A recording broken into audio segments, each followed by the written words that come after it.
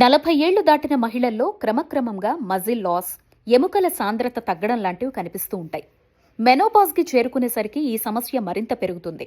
శరీరంలో కాల్షియం నిల్వలు తగ్గిపోతూ ఉండటమే ఇందుకు కారణం. మన దంతాలు, ఎముకలు బలంగా ఉండటానికి కాల్షియం ముఖ్యమైందని మనకు తెలిసిందే కదా. అయితే గుండె ఆరోగ్యంగా ఉండడానికి, హార్మోన్లు సమతుల్యంగా ఉండటానికి, బీపీ, బరువు నియంత్రణలో ఉండటానికి కూడా కాల్షియం అవసరమవుతుంది. ఇంకా చాలా రకాల మెటబాలిక్ యాక్టివిటీస్కి కూడా కాల్షియం అవసరమవుతుంది. ఇది తక్కువైనప్పుడు అది రకరకాల లక్షణాలుగా బయటపడుతుంది. కాలి పిక్కల్లో ఒక్కోసారి పట్టేసినట్లుగా అవుతూ ఉంటుంది. తరచుగా ఇలా జరుగుతూ ఉంటే గనక శరీరంలో కాల్షియం తక్కువ ఉందేమో అని అనుమానించాలి.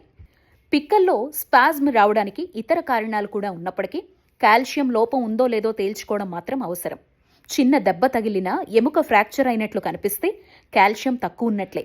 కాల్షియం తక్కువైనప్పుడు చేతి వేళ్లలో పిన్నులతో గుచ్చినట్లు నొప్పి కూడా ఉంటుంది. లోపం చాలా ఎక్కువగా ఉన్నప్పుడు వేళ్లు మొద్దుబారిపోయి స్పర్శ లేనట్లుగా కనిపిస్తాయి.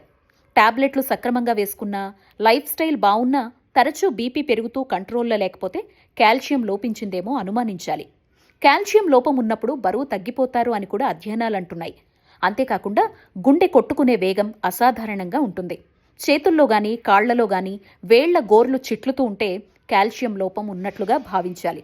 రాత్రిపూట నిద్ర సరిగా పట్టకపోయినా అలా దొర్లుతూనే ఉండాల్సి వస్తోందా? ఇలా నిద్రలో సమస్యలున్నా కూడా కాల్షియం లోపమే.